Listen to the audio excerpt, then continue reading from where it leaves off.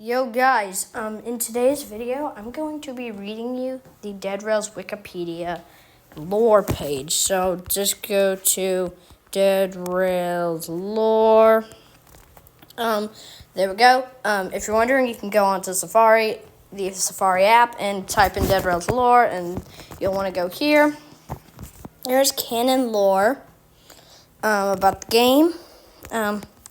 So yeah, let's just dive right into it.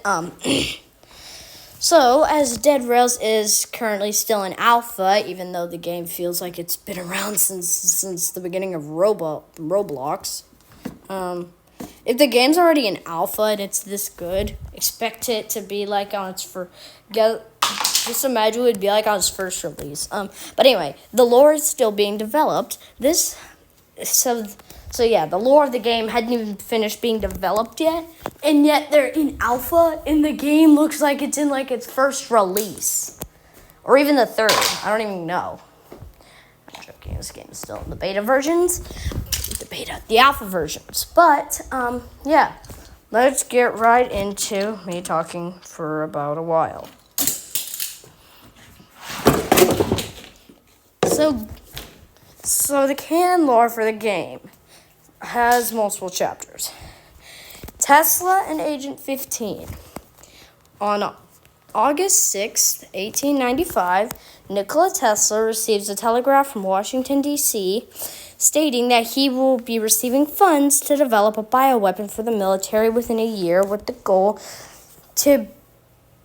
being to mimic the effects of yellow fever. Oh my gosh, I'm out of breath.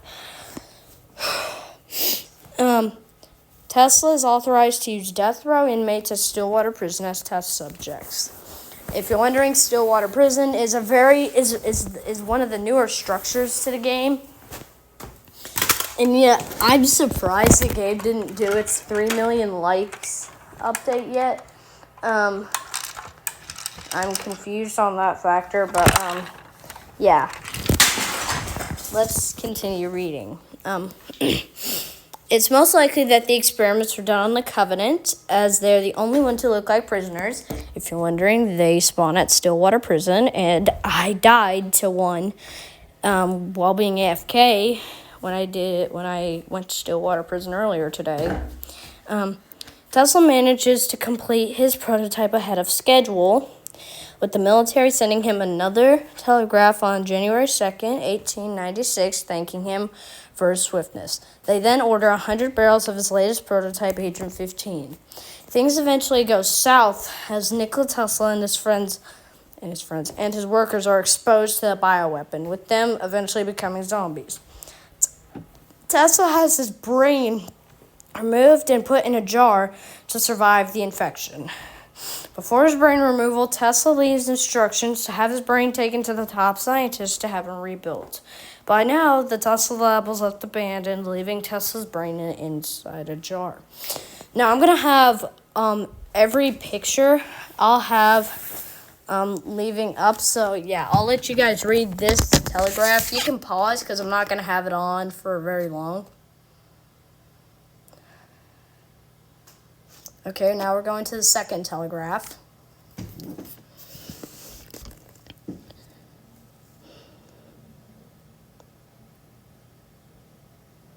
Now we're going to Tesla's note.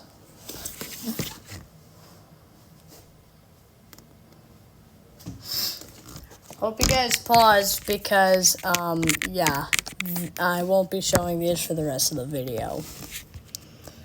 The riot at Stillwater Prison.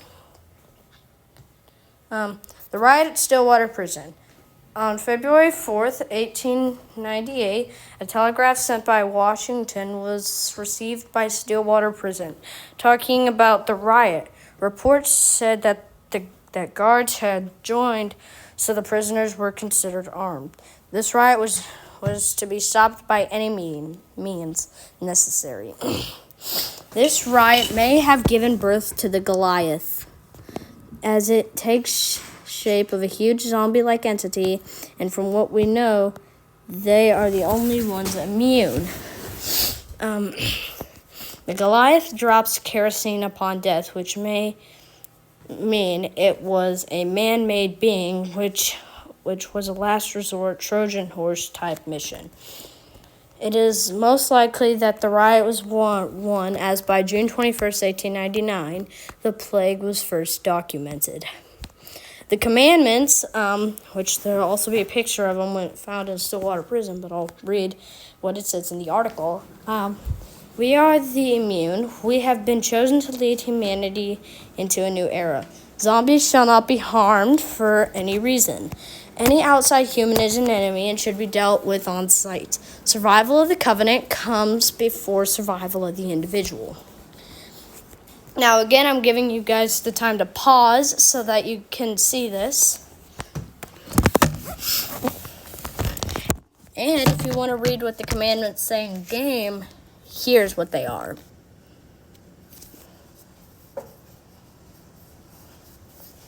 I hope you were able to pause and read both the telegraph and the commandments, because you guys aren't going to be able to see them again unless you rewind the video.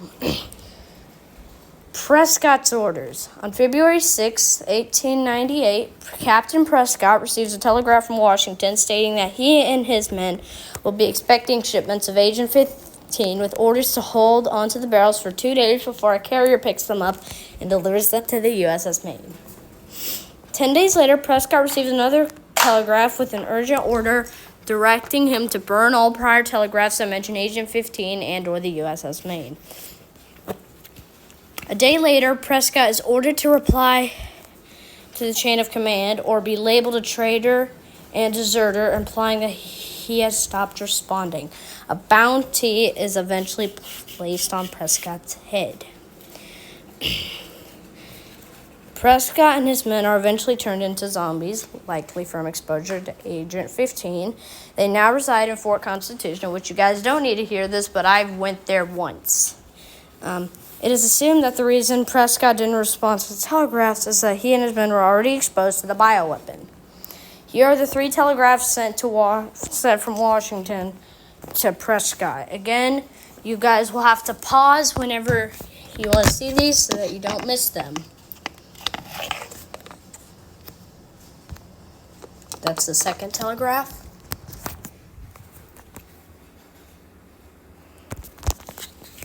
And that's the third telegraph. Again, I hope you guys were able to pause and read all the telegraphs, because I will not be showing you guys these at all for the rest of the video. Next up is the outbreak. On June 21st, 1899, a virus began spreading through the United States. It supposedly began as just a mutated form of influenza, but quickly turned into a much bigger issue. The first stage of symptoms is a fever, and the effects include violent tendons and unexplained mental effects. This virus seems to only be effective against humans. On June 22nd, 1899, dozens of towns throughout San Antonio report mass looting. This looting is reportedly due to the mass panic from the virus.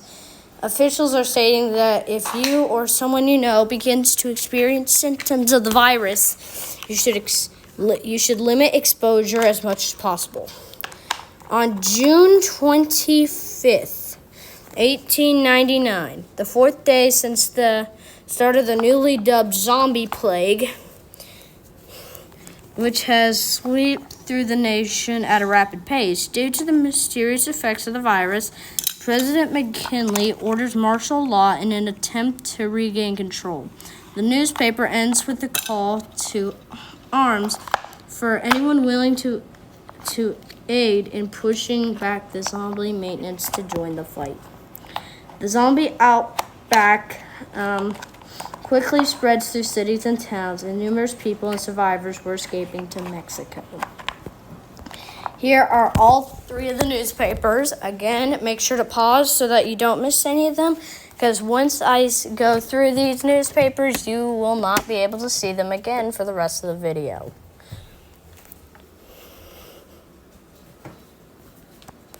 Here's the second newspaper. And here's the third and final newspaper. Hope you guys are able to pause to read all these because you guys won't be able to see them for the rest of the video. The Sterling Incident. In the mining town of Sterling, miners were mysteriously going missing, likely from zombies attacking and deceasing them. I just don't like saying killing, I like to say deceasing. Eventually, the issue got so bad that the mines were permanently sealed off, and all missing miners were declared deceased, with the town's leadership urging people to leave Sterling entirely. The presence of the jade tablets, strange mask, and jade sword likely indicate a different story. A theory mentions that this happened before Nikola Tesla created the agent and a strange material inside the mind, which for the cause whole out. And a strange material inside the mind is just a cause for the whole outbreak, which Nikola eventually possessed and started the outbreak. It is confirmed Nikola Tesla investigated Sterling, as there is cinematics for the strange machine item found in his lab above the doorway. In the hidden room of Sterling, it may be Nikola Tesla who left the jade tablet on the red button found in this room. It is unknown exactly when the remaining townsfolk decided to leave Sterling, though the town has likely been abandoned for a long time, given the cobwebs and the general lack of valuables compared to other towns. The jade items in Sterling can cause reanimation of the dead, implying that the jade has magical powers of reanimation. Zombies could be green because of the jade's green hue. Here are 2 notes that can be found in Sterling. Again, make sure to pause so that you can read them. Here's the first letter. We're just going to pretend that didn't happen.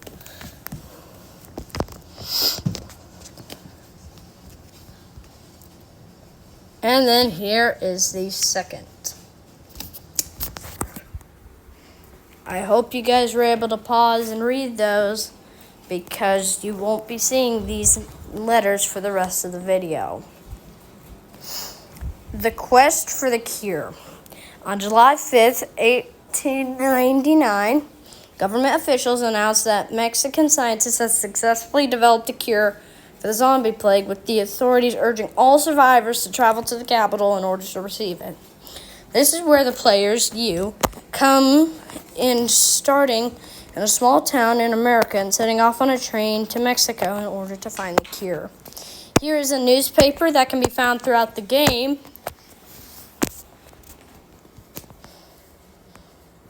And finally, the final picture in the video is the theorized location of the railroad through dead rails in the state of Texas.